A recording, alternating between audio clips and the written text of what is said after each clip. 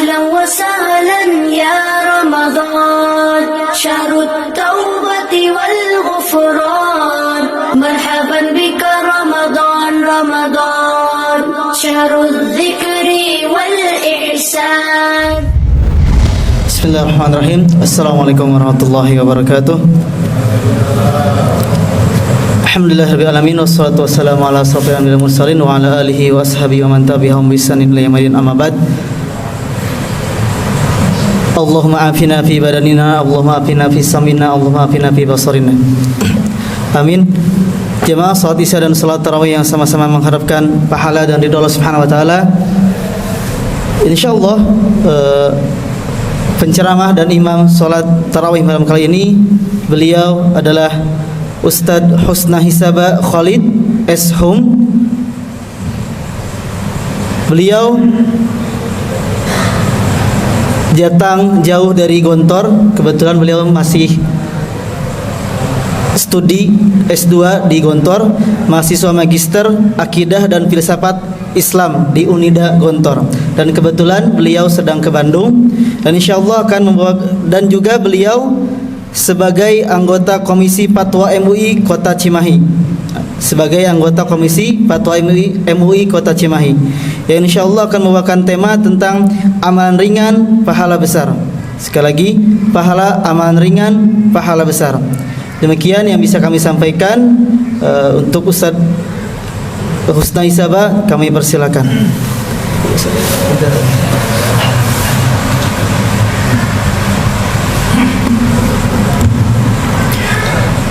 Alhamdulillah, alhamdulillahilladzi anara quluba ibadihil muttaqin binuri kitabihil mubin wa ja'alal qur'ana shifaa'an lima fis sudur wa hudan wa rahmatan lil mu'minin.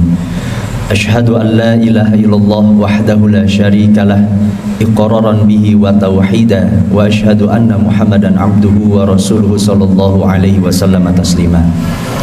Wa qala Allahu azza wa jalla fil Qur'anil azim a'udzu billahi minasyaitonir rajim alladzina amanu wa tatma'innu qulubuhum bi dzikrillah ala bi dzikrillahi tatma'innul qulub.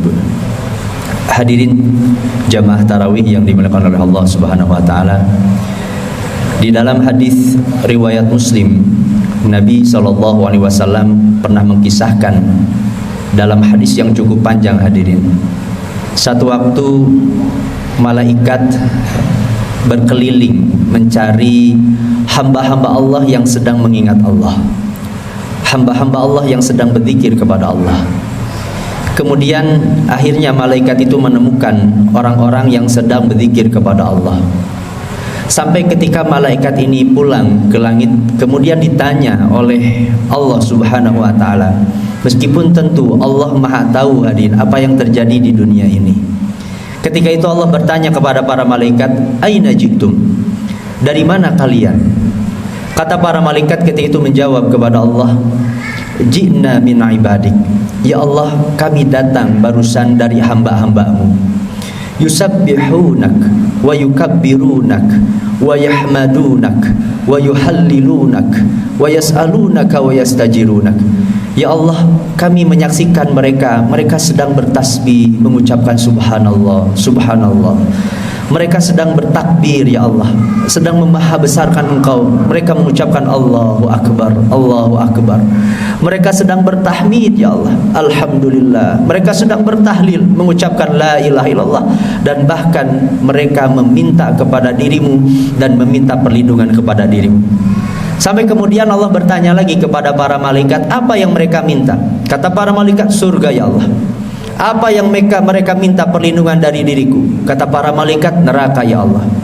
Hadirin khotiman rahimanahumullah. Kemudian ketika itu Allah berfirman kepada para malaikat, hadirin, ishhadu qad ghafartu lahum wa a'taitu ma sa'aluni wa ajartuhum mimmas tajaruni. Wahai para malaikat, saksikanlah, sungguh aku telah mengampuni dosa-dosa mereka dan aku kabulkan segala permintaan mereka dan aku lindungi apapun yang mereka takutkan. Hadirin ikhwati iman, para malaikat ketika itu protes, hadirin. Rabbana inna fihim abdan khata'an. Ya Allah, wahai Rabb kami, di antara mereka itu ada orang-orang yang suka berdosa. Orang yang sedang berzikir itu mengingat dirimu, dan ada orang-orang yang sedang bermaksiat. Apa kata Allah Subhanahu wa taala? Qad ghafartu lahum la yashki bihim jalisahum. Aku tidak peduli, kata Allah, aku ampuni dosa-dosa mereka. Hadirin ikhwati iman rahimani wa rahimakumullah. Amalan-amalan yang sederhana yang mungkin kita anggap remeh, hadirin. Kalimat-kalimat thayyibah ternyata begitu memiliki arti di hadapan Allah Subhanahu wa taala. Ucapan subhanallah, ucapan tahmid, alhamdulillah, ucapan takbir, ini ternyata memiliki keutamaan yang luar biasa.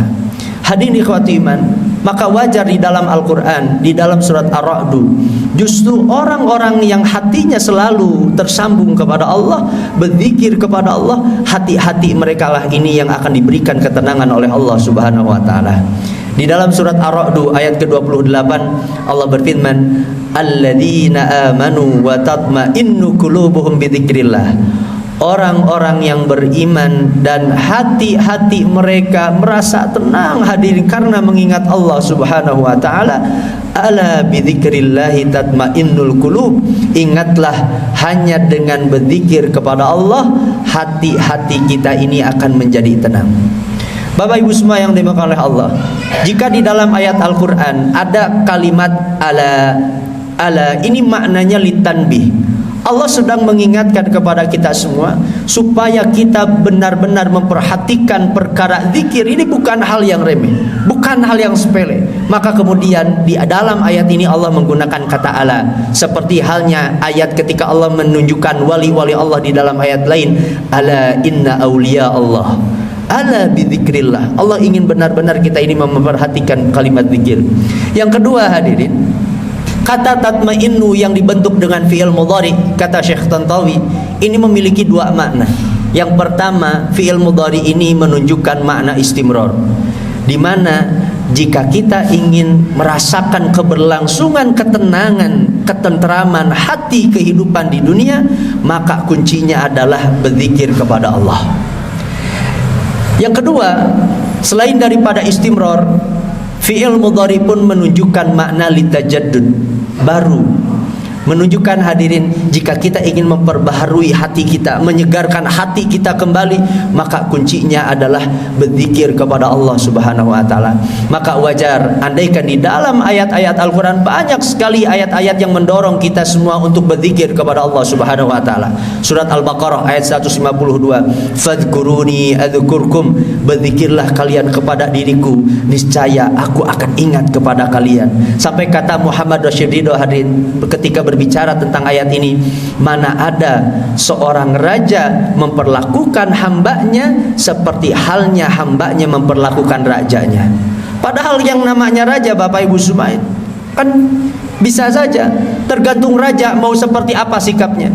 Tapi ayat ini sebagai janji Allah Subhanahu wa taala, ketika kita berzikir kepada Allah, Allah akan menyambut lebih hebat zikir kita dan mengingat kita semua dengan mengingat kita, fadhkuruni adzkurkum, ingatlah kalian kepada diriku maka aku akan ingat kepada kalian. Di dalam ayat lain misalnya, hadirin, fa idza qudiyatis salatu fantashiru fil ardi wabtaghu min fadlillah wadhkurullah, berzikirlah kalian kepada Allah katsira, berzikir dengan banyak, la'allakum tuflihun, keberuntungan dunia dan akhirat kita itu ditentukan banyaknya kita mengingat Allah Subhanahu wa taala.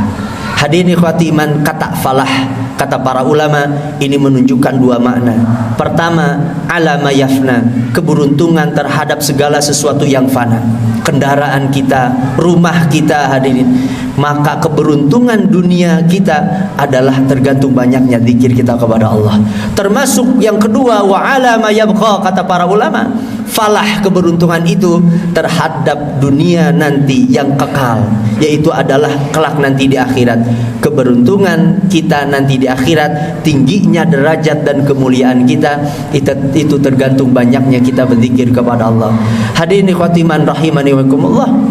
Namun ketika seorang hamba tidak mengisi waktu-waktunya lupa kepada Allah Subhanahu wa taala, tidak mengisi dengan berzikir kepada Allah, Lihat bagaimana Allah menggambarkan di dalam surah Al-Mujadilah ayat ke-19. Istahwada alaihimus syaitan fa'ansahum dzikrallah ulaika hizbus syaitan ala inna hizbas syaitani humul khasirun. Setan-setan itu membelenggu manusia dan menjadikan mereka lupa kepada Allah. Hadirin ikhwati iman, ketika kita semua naudzubillah lupa kepada Allah, maka setan-setanlah yang akan mengarahkan. Kata istahwada dalam bahasa Arab itu sering digunakan oleh orang Arab ketika seseorang mengatur arah dari seekor unta. Ketika orang itu ingin mengarahkan untanya ke kanan, ke kiri, maju, berhenti, seperti itulah istahwada syaitan. Seperti itulah setan akan membelenggu manusia. Jangan heran Bapak Ibu semua, jika ada orang yang jauh dari berzikir, jauh dari sholat, jauh dari membaca Al-Quran, jauh dari ibadah-ibadah kepada Allah, maka matanya, lisannya, tangannya, kakinya akan mudah untuk diarahkan oleh setan. Akan begitu mudah melakukan dosa dan maksiat karena lupa kepada Allah Subhanahu wa taala. Bapak Ibu semua yang diberkahi oleh Allah Subhanahu wa taala, ini diantara keistimewaan zikir hadirin. Maka wajar andaikan kata seorang psikolog muslim dari Mesir, Muhammad Utsman Najati, zikir memiliki dua peran setidaknya hadirin. Pertama, meredakan gejala-gejala konflik yang sedang kita hadapi. Siapa di antara kita Bapak Ibu semua yang tidak memiliki masalah? Maka dengan mengingat Allah, kita sedang menyandarkan sebesar apapun masalah itu, ada Allah yang melindungi kita, ada Allah yang menjaga kita. Karena dengan mengingat Allah, kemudian kita sadar bahwa Allah yang akan menolong kita. Yang kedua, kata Muhammad Utsman Najati, di antara peran zikir, dan ini menjadi model terapi di dalam psikoterapi Islam hadirin. Yang kedua, kata Muhammad Utsman Najati, zikir berperan memberikan harapan-harapan baru terhadap masalah-masalah yang kita hadapi. Bukankah Bapak Ibu semua, ketika kita beres sholat kemudian kita berdoa kepada Allah, kemudian ada harapan bahwa masalah yang kita hadapi itu pasti Allah akan bereskan hadirin. Allah akan berikan jalannya, Allah akan berikan pertolongannya, Allah hadirkan harapan-harapan baru sehingga hati kita akan lebih merasa tenang. Inilah diantara peran zikir kepada Allah Subhanahu wa taala. Bapak yang oleh Allah, alangkah bahagianya andaikan waktu-waktu di bulan Ramadan ini kita isi dengan banyak berzikir kepada Allah. Saum kita adalah bagian dari ibadah hadirin, setiap detik bagian ibadah. Namun andaikan setiap detik-detik yang kita lewati itu kemudian kita isi dengan kalimat-kalimat thayyibah, kita bertasbih kepada Allah, kita bertahmid kepada Allah, kita bertakbir kepada Allah, kita bertahlil kepada Allah, maka akan semakin berlimpah, semakin besar pahala kita di sisi Allah Subhanahu wa taala. Sebagai penutup, Bapak Ibu semua yang dimuliakan oleh Allah, ada di antara zikir yang diingatkan oleh Nabi SAW, di mana amalan ini sangat ringan hadirin, namun begitu berat dalam timbangan nanti kelak di hari kiamat.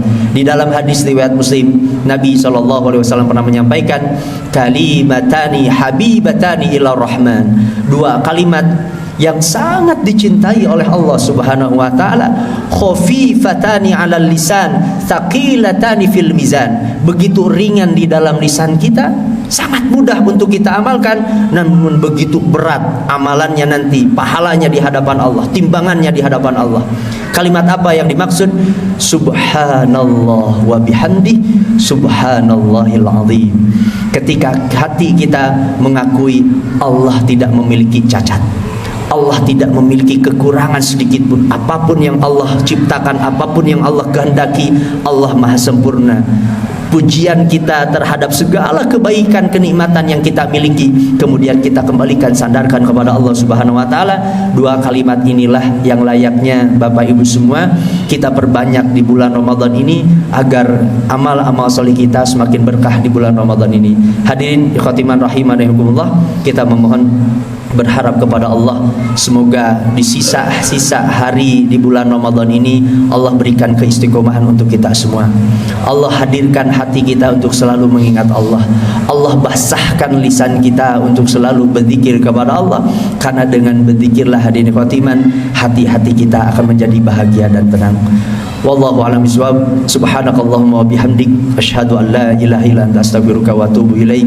Aqulu qouli hadza wa astaghfirullah li wa lakum. Assalamualaikum warahmatullahi wabarakatuh.